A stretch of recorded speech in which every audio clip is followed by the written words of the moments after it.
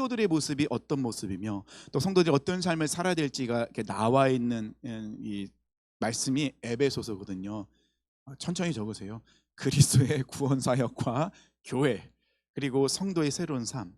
에베소서는 6장밖에 안 돼요. 짧습니다. 그래서 사도행전 같은 경우는 좀 읽기가 어려웠을 텐데, 에베소서는 일주일 동안 우리가 물론 성경 통독도 하고 있지만은 이렇게 한 장, 하루에 한 장씩 쭉 계속 강의할 동안 읽어보시면 참 도움이 많이 되시고, 좀 잘 모르겠다 싶으면 표준 세번역 아니면 세번역, 이런 번역본으로 읽어보셔도 괜찮아요. 조금 더 우리가 이해할 수 있는 단어. 그러니까 표준 세번역이 조금 더 원어에 가깝게 좀 뭐라고 해야 되죠? 번역이 되어 있어요. 그러니까 개역 한글이나 개역 개정 같은 경우는 의역이 좀 되어 있는 부분들이 많아서 원어의 단어와 좀 다른 뜻이 들어가 있는 해석들이 있는데, 표준 세번역 같은 경우는 조금 더 원어적으로 가깝게 좀 번역이 되어 있는 부분들이 있습니다. 근데 우리 1장 1절부터 14절까지 읽었을 때 굉장히 자주 나오는 단어들이 있어요. 어떤 단어가 자주 나올까요? 예, 그리스도 안에서 굉장히 자주 나옵니다. 또 자주 나온 단어가 있어요. 특히 1장에서 정말 자주, 그러니까 우리 14절까지 자주 나온 단어가 있어요. 뭘까요? 예정입니다. 예정. 예정하사. 예정론이라고 얘기하는데, 예정하사가 굉장히 우리에게 중요한 단어예요. 그 말은 무슨 말씀이죠? 우리는 우연히 교회에 나온 것이 아니고, 우리는 우연히 예수님을 알게 된 것이 아니라는 거예요. 우리가 하나님을 알게 되고 예수님을 믿은 것은 절대로 우연이 아니라, 하나님이 창세전에 우리를 예정하셨다는 거예요. 택하셨다는 겁니다. 이게 얼마나 귀한 말씀입니까? 그러기 때문에 우리는요, 여기 앉아 계신 분은 다 정말 소중한 분이세요. 여기 앉아 계신 분들은 하나님이 창세전부터 예정하신, 택함을 받은, 예정받은 하나님의 사람들이에요. 그러니 하나님이 우리를 버리실까요? 절대 안 버리시죠. 그 하나님은 우리를 위해서 그 아들까지도 내어주신 바 된 분이신데, 그러기 때문에 우리 사랑 성도님들 흔들리지 마세요. 세상에 거짓말에 속아 넘어가지 마세요. 하나님의 사랑, 로마서에서 8장 이야기하잖아요. 그 누구도 무엇도 끊을 수 없대요. 하늘의 권세도 그 어떤 것도 하나님이 우리를 사랑하는 그 사랑으로도 우리를 끊을 수가 없는 거예요. 그러니까 여기 계신 분들은 정말 귀한 하나님께 사랑받는 존재들이에요. 바꿔 얘기하면요, 우리가 서로 싸우면 절대 안 돼요. 왜요? 하나님의 형상과 모양을 지음받은, 하나님으로 택함받은, 하나님께 예정받은 자들이 우리가 누군가를 정죄하거나 판단하거나 누군가를 공격한다는 것은 곧 하나님을 공격하는 것과 같다는 거예요. 그래서 교회 안에서는 더더욱 싸우면 안 돼요. 근데 어렵긴 하죠. 마음이 안 맞기도 하고 답답하기도 하고 그렇기는 하죠. 하지만 싸우면 안 됩니다. 싸우면 어떻게 돼요? 바로 화해해야죠. 네. 그리고 싸우지 않도록 노력하고, 절대로 정죄하거나 판단하지 않도록, 흩어지지 않도록, 분열되지 않도록. 분열되는 건 사탄이 가장 좋아하는 거잖아요. 그래서 이 1장 1절부터 14절까지는 그리스도 안에서, 그리고 예정이라는 단어가 참 많이 나와요. 계속해서 반복적으로 나오고 있다는 것입니다. 그것만으로도 우리가 얼마나 복받은 사람인지 알 수 있습니다. 자꾸 우리가 복복거리니까는 뭐 물질이, 뭐 사업이 잘 되고 성공하고 자녀가 잘 되고 자녀가 좋은 대학 가고 뭐 건강하고 뭐 이런 것이 복으로 자꾸 생각하는데, 우리는 이제 기복적인 것에서 벗어나야 되잖아요. 우리는 그런 복을 추구하는 사람들이 아닙니다. 그런 건 부수적인 거예요. 하나님이 줄 수도 있고 안 주실 수도 있어요. 정말 하나님을 위해서 목숨을 걸고 하나님을 섬기는 목회자들 중에 정말 가난하게 사는 분들 많아요. 정말 목회자들 중에 정말 신실하신 분들 중에 정말로 암에 걸려서 갑자기 소천하신 목사님도 계세요. 선교사님도 계시고, 어떤 선교사님은 선교를 가자마자 교통사고 나서 일가족이 다 죽으셨어요. 다 돌아가셨어요. 그렇게 하나님께 쓰임받는 사명자인데 그러면 그분들은 복을 못 받은 사람들입니까? 아니죠. 그러니까 복의 개념이 우리는 자꾸 이제 바꿔야 돼요. 예전에 우리나라 같은 경우는 일제강점기를 지나오고 그다음에 6.25를 거치면서 또 경제발전 이러면서 자꾸 기복적인 이야기들 참 많이 하다 보니 이런 기복적인 말씀과 샤머니즘이 짬뽕돼 갖고 우리가 자꾸 그런 것에 치우쳤던 부분도 있는데 이제는 그런 것을 다 뒤집어야 되잖아요. 그러니까 에베소서 같은 경우는 그럼 우리가 예수님을 통하여 구원받은 자들은 이 연합을 이루고 하나가 됨을 이루는데 그리고 그런 구원받은 자의 성도의 삶이 어떤가가 이 짧은 6장까지 있지만은 그 안에 기록되어 있다는 것입니다. 자, 그러면 이 에베소서의 이 서론적인 부분들을 제가 말씀 나누고자 합니다. 에베소서의 저자는 누구일까요? 바울이죠. 1장 1절에 보니까 하나님의 뜻으로 말미암아 그리스도 예수의 사도된 바울은 에베소에 있는 성도들과 그리스도 예수 안에 있는 신실한 자들에게 편지하노니. 자, 사도 바울의 분명히 밝혔습니다. 그런데 요즘 학자들에 의하면 에베소서가 바울이 쓴 것이 아니다라고 주장하는 학자들도 나타났어요. 왜냐하면 이 에베소서가 이제 바울의 서신이잖아요, 편지잖아요. 근데 다른 골로새서나 이런 거에 비하면 문체나 이 형식이 좀 달라요. 이게 이제 원어적으로 이렇게 보면은. 그래서 사도 바울이 쓴 것이 아니라 후대에 사도 바울의 제자들이나 사도 바울이 잘 알고 있는 사람이 썼을 것이다라고 외치는 학자들도 있습니다. 하지만 우리는 정통적으로 1장 1절에 나와 있는 말씀에 의해서 사도 바울이 썼다라고 우리는 믿고 있습니다. 이게 학문이라는 것이 인문학적으로 접근하면은 이 성경을 잘게 쪼개요. 정말 인문학적으로 비평도 하고 뭐 이런 비평론, 문화 비평, 뭐 여러 가지 비평으로 막 하다 보면 성경을 잘게 쪼개는 경우가 많아요. 그러면 배가 산으로 갈 때가 많아요. 이 하나님의 말씀이 성경을 자꾸 인문학적으로 접근하다 보면 문제가 생겨요. 근데 또 한 가지 또 조심해야 될 거를 이 성경을 너무 신비주의에 빠져서 바라보면 또 안 돼요. 이게 막 그 뭐라고 해야 되죠? 마법 주문서처럼 막 그렇게 뭐 뭔가 신비한 막 역사만을 추구하는 그건 또 안 돼요. 그러니까 되게 어렵죠. 확실한 것은 하나님의 말씀, 이 성경은 하나님의 말씀이에요. 무효하다는 거예요. 잘못된 것이 없다고 우리 믿습니다. 물론 이 안에는 부딪히는 것들이 있죠. 조금 이해가 되지 않는 뭔가 조금 인문학적으로 보면은 이해가 안 되는 것들, 좀 비평받을 만한 것들이 있습니다. 그렇다고 해서 이 성경을 하나님의 말씀에서 아닌 것으로 이해하는 것은 큰 잘못이라는 거죠. 우리는 이 성경 66권 분명하게 하나님의 말씀으로 믿고 기준으로 삼고 있다는 거 잊으시면 안 된다는 것이죠. 저자는 사도 바울인데 그러면 수시는 이 편지를 누구에게 썼을까라고 생각했을 때 1장 1절을 읽어보면 자 어떻게 느껴지십니까? 이 수신자가 누구일 것 같아요? 사도 바울은 에베소에 있는 성도들과 과로 돼 있어요. 그러면 수신자가 두 종류일 수도 있겠다는 거예요. 첫 번째는 어떤 사람이죠? 에베소 교회 성도들. 그리고 그 다음엔 뭐라고 나오죠? 그리스도 예수 안에 있는 신실한 자들에게. 그 말은 뭐죠? 그래서 우리가 보통적으로 이 에베소서는 에베소 교회 사도 바울이 편지를 썼는데 이 편지가 회람되도록 만들었다. 그러니까 주변의 골로새나 주변에 있는 다른 교회에게도 이 편지가 전달되어서 회람되도록 그렇게 우리는 보통 알고 있다는 것입니다. 왜냐하면 에베소 성도들과 그리스도 예수 안에 있는 신실한 자들에게 편지하노니 에베소 성도뿐만 아니라 이 편지를 읽는 모든 그리스도인들에게 사도 바울은 이 권면의 말씀을 기록했다는 것입니다. 시기는 사도 바울이 이게 에베소는 옥중서신이라고 합니다. 그래서 3차 전도 여행 후에 우리가 사도행전 끝났잖아요. 로마에 이제 사도 바울이 죄인 신분으로 갔습니다. 가택연금 당했죠. 그때 쓰여졌다라고 우리는 알고 있습니다. 그래서 아마 주후 61년에서 62년경 그렇게 우리는 보고 있습니다. 에베소서에 쓰여진 시기가.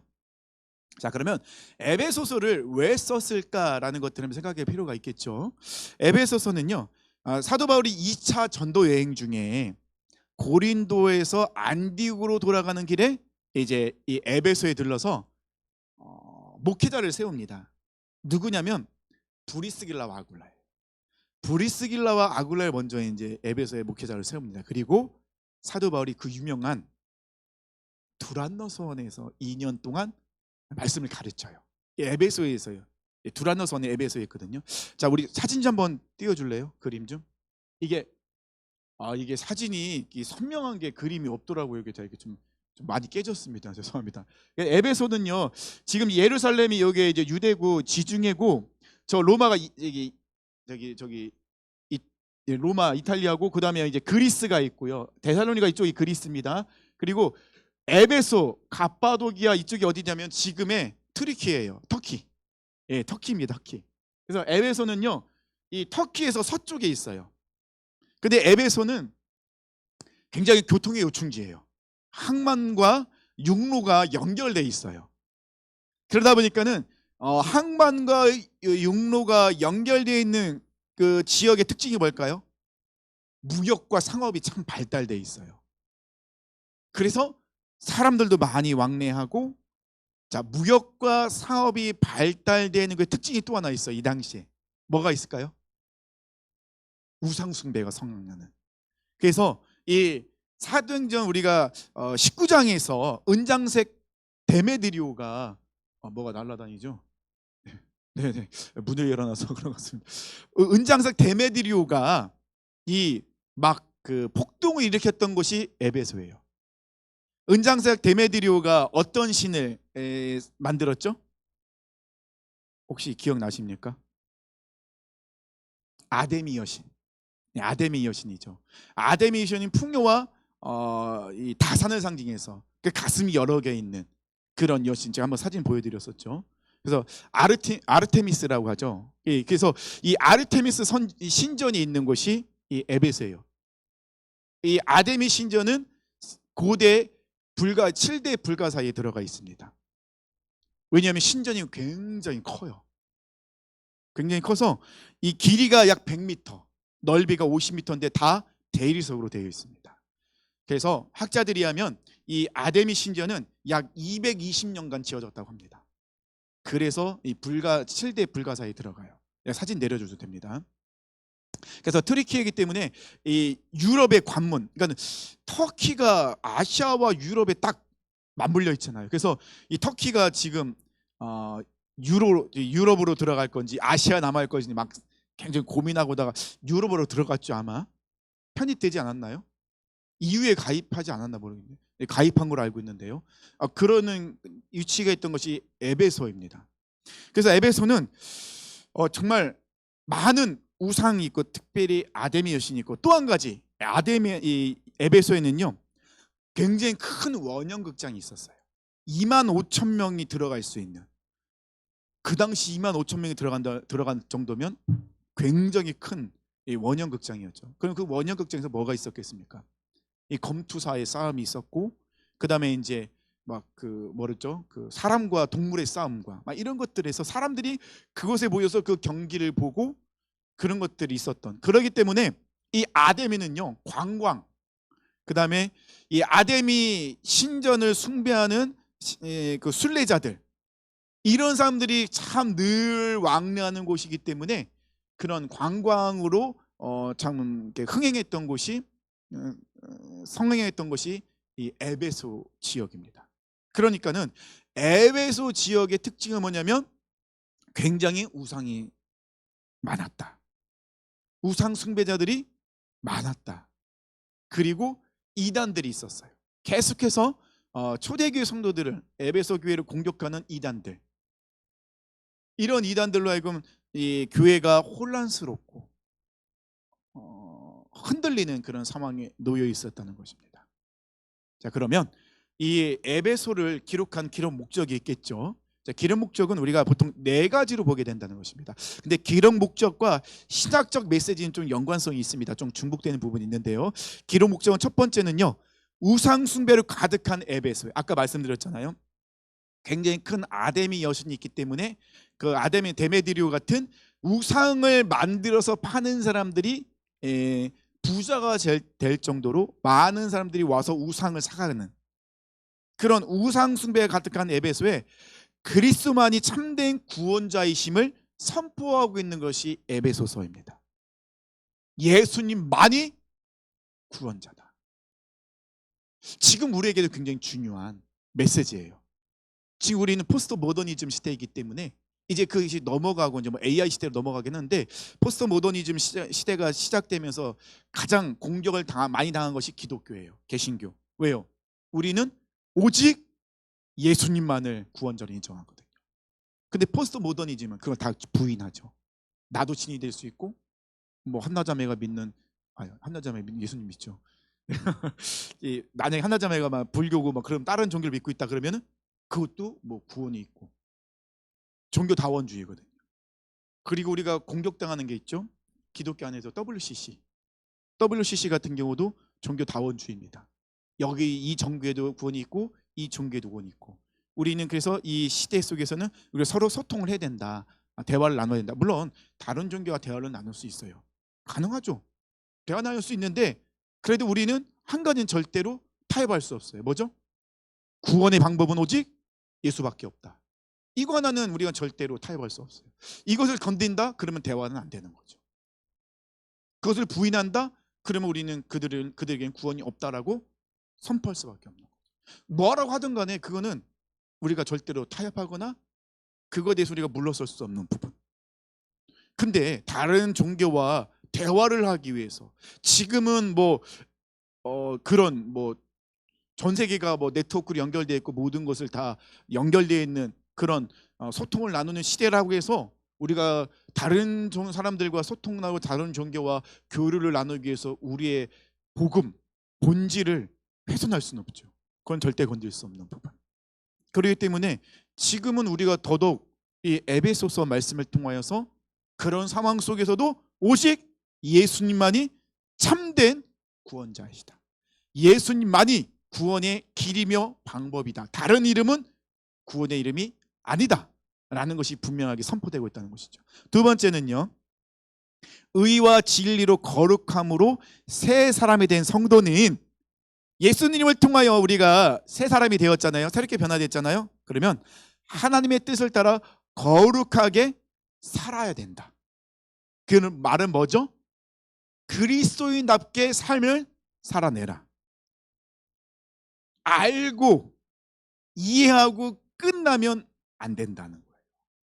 지식적으로만 알고 있고 우리 삶이 그 지식을 따라가지 못한다? 그 지식이 우리 삶에 적용이 안 된다? 안 된다는 거예요. 거룩함을 받은, 거룩함으로 새로운 피조물이 되었다면 이제는 우리가 진정한 그리스도인으로서, 쉽게 말하면 성도답게 살아야 된다는 거예요. 성도는 어떤 사람이죠? 구별된 길을 가는 무리들이잖아요. 우리는 세상과 구별된 길을 가는 사람들이에요. 그 길은 어떤 길이죠? 예수님 말씀하셨죠? 좁은 문, 좁은 길. 사람들이 가지 않는, 가려하지 않고 인정하지 않는, 우리는 좁은 문, 좁은 길로 가는 성도들입니다. 이것을 에베소에서는 분명히 이야기하고 있다는 것입니다. 세 번째는요, 그리스도의 십자가, 예수님의 십자가 그 사역으로, 그 십자가의 죽으심으로 하나가 되었다. 그래서 이제 에베소서는 어떤 걸 이야기하면요, 이 하나됨은 이방인과 유대인의 하나됨, 이것을 이야기하고 있다는 것입니다.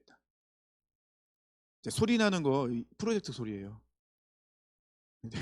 자, 이거를 우리가 기억해야 된다는 겁니다. 아시겠죠? 에베소에서는요, 교회를 얘기할 때 무엇을 얘기하면 하나됨을 많이 얘기해요. 하나됨, 연합. 우리 먼저 누구와 연합을 이뤘죠? 예수 그리스도와 연합. 예수 그리스도와 연합한 자들은 서로 하나가 되어야 된다. 이것을 분명하게 이야기하는데, 근데 하나됨을요 힘써 지켜라.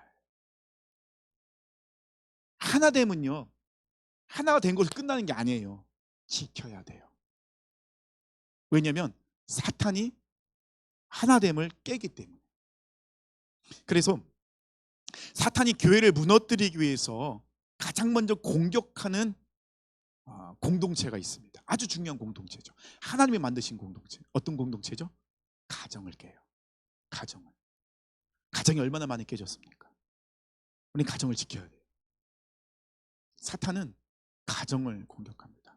우리 아직 결혼 안 한 우리 자매님들, 우리 순범 형제 기도 많이 해야 됩니다. 우리 비안인가요? 우리 중학생, 예, 중학교밖에 안 됐지만, 중학생밖에 안 됐지만 지금부터 기도해야 돼요. 어떤 가정을 이루기 위해서 정확히 얘기하면 만나배복, 배우자를 위해서 기도해야 돼요. 진짜로 어렸을 때부터 기도해야 돼요. 가정을 위해서 진짜 기도 많이 해야 됩니다. 구체적으로 많이 기도해야겠죠. 믿음의 명문 가정은요 그냥 얻어지는 게 아니에요. 만들어지는 게 아닙니다. 정말 기도 많이 해야 돼요. 그래서 우리 수연이 하민이도요 지금부터 부모님이 기도하시잖아요. 그렇죠? 저도 우리 가은이 찬이 어렸을 때부터 계속 기도했어요. 그리고 가은이 찬이에게도 구체적으로 기도하라고 해요. 찬이는 기도 안 하는 것 같긴 한데 네. 중요합니다. 왜냐하면 사탄이 깨요. 가정이 깨지면 교회도 깨지기가 쉬워요. 하나님은 공동체 주기를 분명히 직접 만드셨잖아요. 가정을 만드셨고 교회를 만드셨어요. 이 두 가지가 깨지면 완전히 끝인 거예요. 그래서 우리 사도 바울은요 하나됨을 힘써 지키라고 얘기하고 있어요. 그리고 마지막 네 번째가요 삶의 변화 그리고 어둠의 영들과의 영적 전투에서 승리해라. 그래서 에베소서 6장에 뭐가 나오죠? 하나님의 전신갑주를 취하라. 그러면서 전신갑주를 취하라고 하면서 이제 에베소서를 마무리하거든요.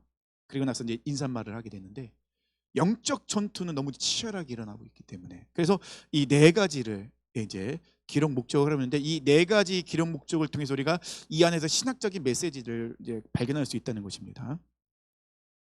바울은 우리가 구원받은 것은 우리 개인을 위해서뿐만 아니라 더 넓게 보면 하나님께 찬송과 영광을 돌리기 위해서 우리가 구원받았다.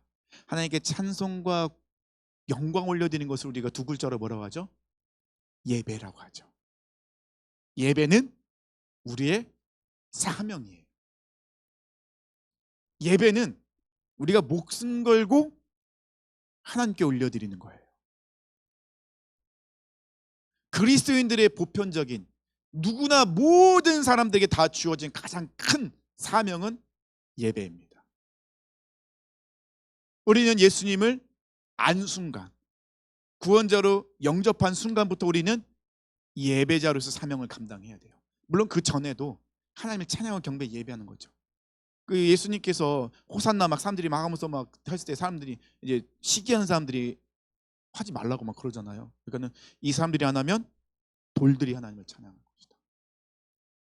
이 모든 자연 만물을 하나님을 다 찬양하며 경배하며 예배하고 있어요. 유독 사람만 하나님을 예배 안 해요. 하나님의 형상과 모양을 지음 받았음에도 불구하고 하나님 우리에게 자유의지라는 선물을 주셨는데 그 자유의지를 가지고 자기가 하고 싶은 대로 해요. 하나님을 떠나고 하나님의 선물을 오용하고 있죠. 그래서 이 사도 바울은 우리가 이 에베소서에서 우리는 하나님을 예배하는 예배자임을 분명히 이야기하고 있어요. 그 예배자는 우리 모든 그리스도인들이 반드시 이루어야 될 반드시 한 번만 하는 것이 아니라 매 순간순간마다 예배자로서 해야 될 우리의 사명자라는 거예요. 그래서 1장 1절에서 굉장히 1장에서 이 그리스도 안에서라는 그리스도에 대한 설명이 계속 나오는 이유가 예수님을 통해 우리는 구원받은 예배자이기 때문에 그렇죠. 자, 그러면 신학적 메시지를 좀 더 구체적으로 보도록 하겠습니다. 신학적 메시지는요, 첫 번째는 뭐냐면 하나님의 은혜로 우리가 화평을 이루었다예요. 그게 이제 2장부터 나와 있거든요. 아담과 하와가 죄를 지은 이후에 가장 첫 번째로 일어난 현상이 있습니다. 뭘까요? 하나님이 아담에게 분명히 명령하셨어요. 선악과를 따먹지 마라. 선악과를 따먹으면 죽는다. 자, 아담과 하와가 선악과를 따먹었는데 죽었나요? 되게 애매하죠. 죽은 것 같고 안 죽은 것 같고, 안 죽었다고 하나님의 말씀이 명령이 안 이루어진 것 같고, 근데 아담과 하와는 진짜 안 죽었고. 어떻게 생각하십니까? 아담과 하와는 죽었죠. 뭐가 죽었죠? 영이 죽은 거예요. 이게 가장 심각한 거예요. 육이 죽은 게 아니라 영이 죽은 게 가장 큰 문제예요. 영이 죽었다는 거 뭐죠? 하나님과 사람 관계가 끊어졌다는 거예요. 제가 이제 이번 달에 철로역정하고 작은 속죄자 하나를 이렇게 같이 좀 하려고 했어요. 옛날 굉장히 오래전에 나온, 제가 이제 굉장히 대학교 때 읽었던 책인 되게 얇은 책, 담이라는 책 아십니까? 담. 안 읽어보셨어요? 굉장히 얇은 책인데 담이라는 책이 있어요. 내가 스스로 담을 쌓고 있는 거예요. 하나님과 우리 사이의 관계가 깨어졌다는 건 뭐죠? 하나님과 우리 사이에 죄라는 담이 쳐지기 시작한 거예요. 하나님은 넘어올 수 있지만 넘어오지 않으세요. 왜요? 넘어오면 우리가 심판받아야 되니까. 근데 우리는 이 죄의 담을 허물 수가 없어요. 넘어갈 수가 없어요. 그래서 하나님과 인간 사이에 관계가 깨어진 거예요. 근데 이 막힌 담을 예수님이 허셨어요. 이것이 바로 에베소에서 그리스도 안에서라고 계속 예수님을 말씀하고 있는 것, 거기에 있다는 것입니다. 우리는 그 담을 헐 수가 없어요. 우리 힘, 우리 능력은 안 돼요. 우리 하나님은요, 성품이 참 많으시잖아요. 공의 하나님, 전지전능하신 하나님, 신실하신 하나님, 사랑의 하나님. 근데 하나님의 성품이 부딪히는 성품이 있습니다. 뭐죠? 공의와 사랑이 부딪힙니다. 공의는 뭐죠? 하나님은 죄는 반드시 심판하셔야 돼요. 예외 없습니다. 아무 정상 창작 그런 거 절대 안 돼요. 죄에 대해서 하나님 반드시 심판하시는 게 공의예요. 만약 하나님이 공의를 이루시지 않으시면 모든 법칙이 다 깨지는 거예요. 사망에 따라 다 깨지니까. 그래서 그 누구도 예외 없이 죄는 심판받는 거예요. 공의 하나님입니다. 근데 하나님은 그 누구도 심판받지 않길 원하시는 사랑의 마음을 갖고 계세요. 그러면 공의와 사랑이 어떻게 지금 부딪히고 있는 거예요. 그럼 이걸 어떻게 해결하냐는 거예요. 하나님은 죄에 대해서는 반드시 심판하셔야 되는데, 근데 하나님은 저 죄인은 심판받지 않기를 원하시는, 그를 끝까지 사랑하시는 하나님의 사랑의 마음이 있다는 것입니다. 이 두 가지가 부딪히고 있는 거예요. 정말 해결하기 어려운 부분이죠. 근데 하나님은 해결하시죠. 어떻게 해결하십니까? 예수님을 통해 해결하시죠. 예수님이 십자가의 대속제물로 죽으심으로 모든 사람의 죄를 담당하시고 죽으심으로 하나님의 공의가 이루어진 거예요. 예수님 십자가 사건을 통해 하나님의 공의가 이루어졌지만 사랑은 이루어지진 않았어요. 아직. 그죠? 왜냐면 아직까지 예수님을 통해 죄는 해결됐지만 모든 사람들이 죄에 대해서는 죽을 수밖에 없다는 것이 드러나니까요. 근데 예수님은 죽은 것으로 끝나지 않고 어떻게 돼요? 3일 만에 다시 살아나셨어요. 어떻게 해요? 의롭게. 의롭게. 그래서 예수를 믿는 자는 어떻게 해요? 의롭다. 이 신칭의. 믿음으로 말미암아 의롭다 하심을 받는 거예요. 하나님의 공의와 사랑이 완벽하게 이루어지는 사건이 예수님의 십자가와 부활, 복음이라는 거예요. 그래서 기쁜 소식인 거예요. 그 누구도 이룰 수 없는 그 기적을 이루셨잖아요. 하나님의 공의와 사랑의 성품이 완벽하게 우리에게 적용이 됐어요. 이루어졌어요. 완전히 기적이 일어난 거죠. 가장 큰 은혜이며 복이라는 것입니다. 그래서 하나님과 우리는 화평을 이루게 되었어요. 왜냐하면 막힌 담이 헐었으니까, 없어졌으니까.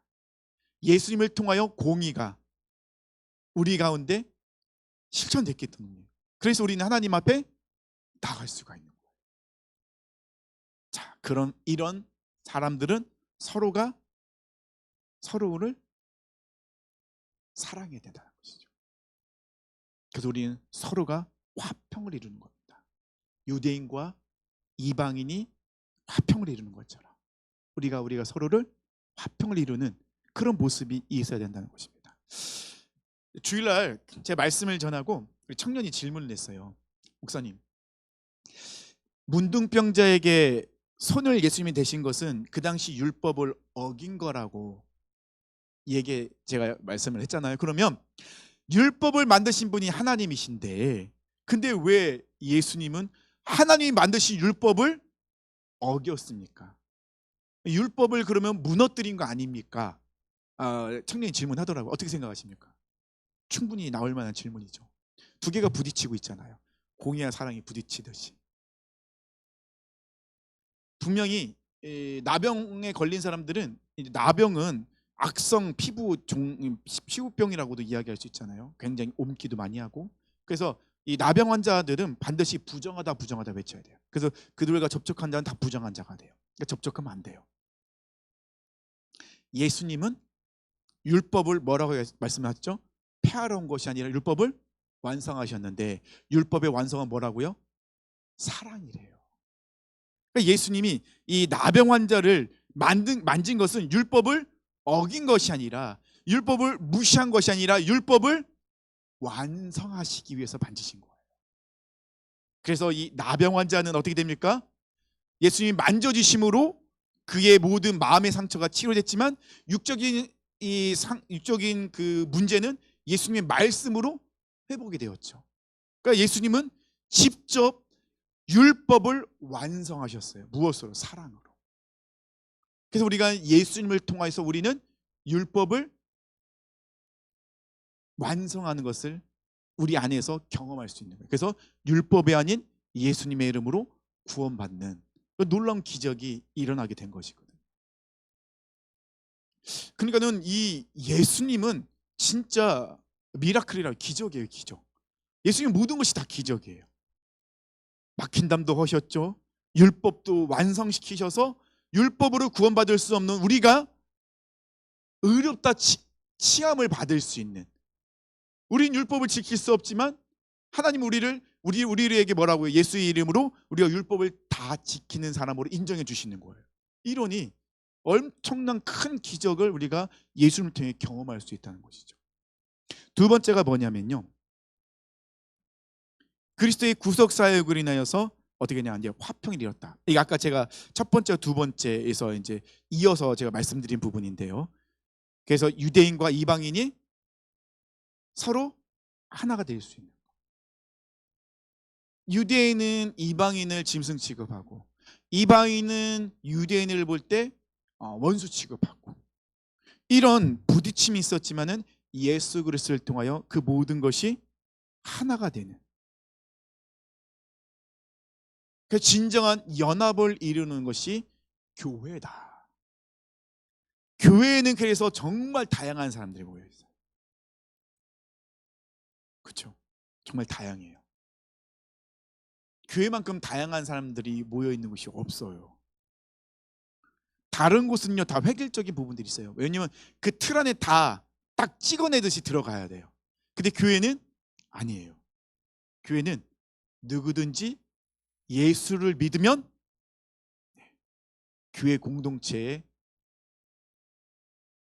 일원이 됩니다. 그러기 때문에 교회는 너무 다양해요. 남녀노소, 생활 수준에, 학문의 수준에 이런 게 전혀 상관없습니다. 그러다 보니 교회 안에 문제가 생길 수밖에 없죠. 워낙 다양한 사람들이 모여 있다 보니 이 사람들이 하나가 되기 위해서 얼마나 힘들겠습니까? 사실 부부도 하나가 되기 위해서 얼마나 힘들까요? 전혀 20년, 30년 동안에 전혀 다른 그런 가정에서 살다는 사람이 둘이 만나면 이게 하나가 되겠냐고요. 어렵죠. 서로 배려하고 서로를 인정해주고 서로를 용납해주고 서로 변화되지 않으면 연합을 이룰 수가 없거든요. 근데 교회는 연합을 이룰 수가 있어요. 왜냐하면 교회는 예수 그리스도를 중심으로 모여 있기 때문에 정확하게 구심점이 있다는 거예요. 교회는. 우리는 기준이 분명해요. 기준이 바뀌면 모든 것이 다 바뀌는데 우리 기준은 명확해요. 우리의 기준 누구시죠? 예수 그리스도잖아요. 예수 그리스도는 하나님의 아들 구원자라는 기준이 명확하기 때문에 그 표대를 향하여 우리는 달려갈 수 있고 연합을 이룰 수가 있는 거예요. 우리 힘으로는 연합을 이룰 수 없지만 예수 그리스도를 통하여 연합을 이룰 수가 있다. 사도 바울은 그것을 지금 말씀하고 있다는 거예요. 그래서 교회의 핵심은 뭐죠? 연합, 하나됨. 그 다양한 사람들이 하나가 될 수 있는 기적이 일어나는 것이 바로 교회다라고 사도 바울은 말씀하고 있다는 것입니다. 세 번째는요, 그리스도의 몸된 교회의 지체인 성도는 사랑 안에서 서로 세워가고 자라가야 된다. 변화를 이야기하고 있습니다. 어린아이처럼 머물면 안 되고 어떻게 해요? 장성한 분량에, 믿음의 장성한 분량에 이르도록 자라야 된다. 자라기 위해서는 우리가 변화를 이루어야 돼요. 변화돼요. 고린도후서 5장 17절에 그런즉 누구든지 그리스도 안에 있으면 그리스도 안에 있으면 새로운 피조물이라. 이전 것은 지나갔으니 보라 새 것이 되었도다. 그리스도 안에 있으면 새로운 피조물이 된대요. 이전 것은 지나갔으니 우리는 새 것이 되었도다. 그래서 이 성장한다는 것은요, 구원받기 전 죄로 물든 노예했던 옛 사람에서 예수를 통하여 하나님의 자녀로서의 새 삶을 살아가는 변화된 모습. 세포는요 계속해서 분열을 일으킵니다. 세포가 분열을 일으키지 않는다는 건 뭐죠? 죽었다라고 표현합니다. 우리는 죽은 것이 아니라 새 사람이 되었어요. 살아있는 사람이 되었어요. 아담과는 죄 때문에 죽었어요. 근데 우리는 예수님을 통하여 살았어요. 살았다는 건 뭐죠? 변화가 일어나야 돼요. 자란다는 거예요. 근데 변화가 일어나지 않고 자라지 않는다는 것은 문제가 있다는 거예요. 사도 바울은 그것을 이야기하고 있습니다. 그런데 우리가 스스로 자라거나 스스로 변화되기가 어려워요. 그래서 예수님께서 우리에게 선물을 주셨어요. 그 선물이 뭐죠? 성천하시면서 예수님 우리에게 선물 주셨죠? 또 다른 보혜사. 네, 성령을 주셨죠. 성령님의 이름이 또 다른 보혜사예요. 보혜사예요, 보혜사. 첫 번째 보혜사는 누구? 보혜사의 뜻이 뭐죠? 돕는 자. 첫 번째 보혜사는 누구시죠? 예수님이셨어요. 근데 예수님이 이 땅에 계시지 않고 하늘로 올라가시면서 또 다른 우리를 도와줄 수 있는 보혜사를 보내주셨죠. 그분이 누구시냐? 성령님. 그래서 성령의 은사를 통하여서 우리는 하나가 될 수 있는 거예요. 각자 받은 은사들이 다 달라요. 하나님은 우리를 획일적으로 만드신 분이 아니라 우리를 각자의 모든 것을 존중해 주세요. 은사라는 건 크고 작음의 문제가 아니라는 거 있습니다. 이 목회라는, 이 목양이라는, 이 목회하는 사람의 은사는 크고 뭐 청소하는 분의 은사는 작고, 절대 그렇게 생각하시면 안 됩니다. 각자의 자리에서 은사가 다를 뿐이에요. 틀린 것이 아니라 다르다예요. 근데 그걸 자꾸 크고 작음의 문제로 보시면 안 된다는 거예요. 5달란트, 2달란트, 1달란트 맡던 자죠.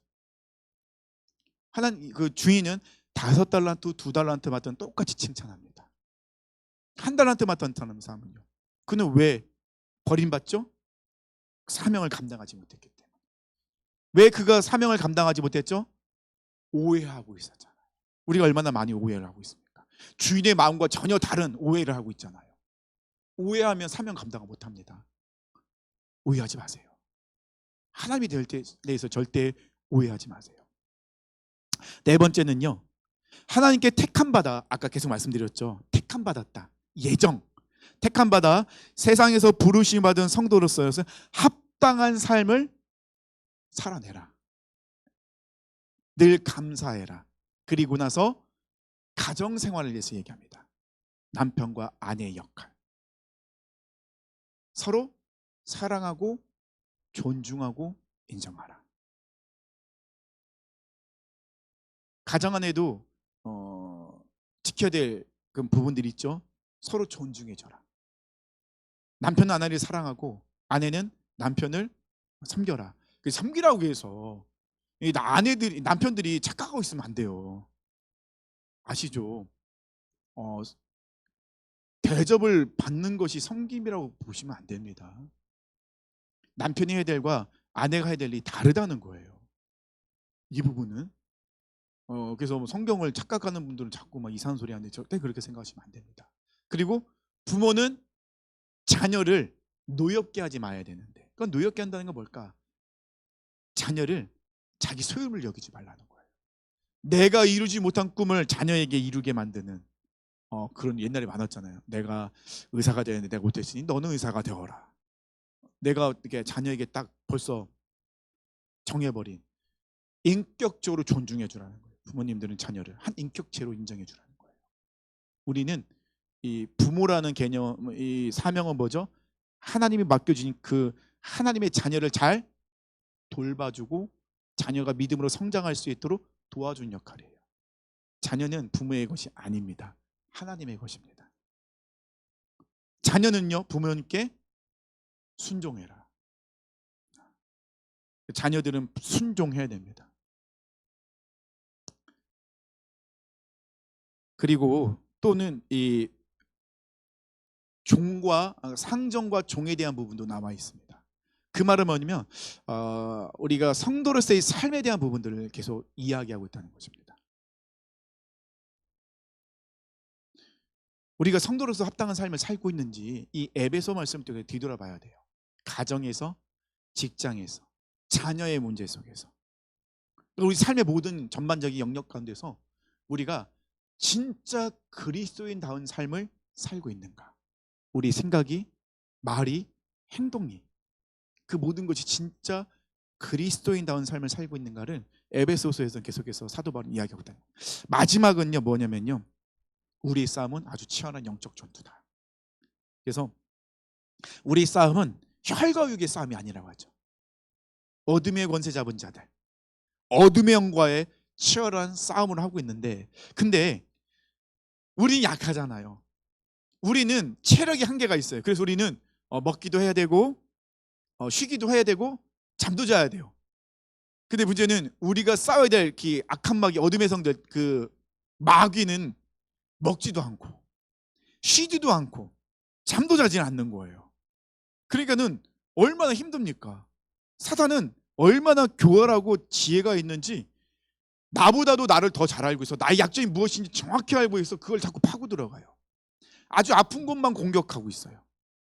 내가 가장 힘들어하는 부분만 딱 공격하고 있고 그 부분을 계속 치고 들어오는 거예요. 내가 가장 아파하는 단어, 상황, 사람을 통해서 나를 자꾸 넘어뜨리고 하나님과 대적하게 만들고 하나님을 오해하게 만들고 하나님을 떠나게 만들고 이런 것들을 사탄은 계속 하고 있다는 것입니다. 그래서 사도 바울은 우리에게 방법을 알려줘요. 그 방법이 뭐죠? 하나님의 전신갑주를 취하라. 사도 바울이 이렇게 분명히 이야기할 수 있었던 것은 그가 하나님의 전신갑주로 승리했기 때문이죠. 본인이 승리를 했기 때문에 알려준 거예요. 자기가 승리를 안 했으면 어떻게 알려주겠습니까? 본인이 승리를 했거든요. 그래서 우리에게 알려준 거예요. 벌써 시간이 다 됐는데요. 이 서론이 이렇게 진행이 됩니다. 이제 서론이고요. 그래서 다음 주부터는 이제 구체적으로 하나씩 이제 요것들을 강의하도록 하겠습니다. 그래서 우리 에베소서 강해가 언제 끝날지는 모르겠어요.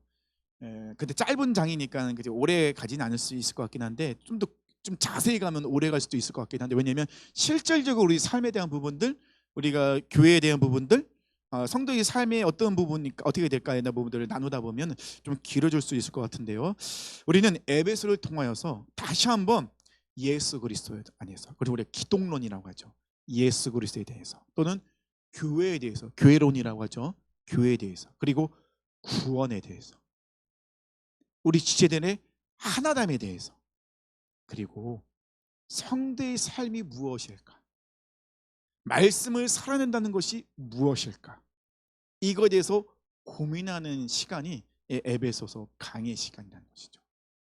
그래서 에베소서는요, 실질적으로 구체적으로 우리의 삶에 적용하는 말씀이 이 안에 많이 들어가 있어요.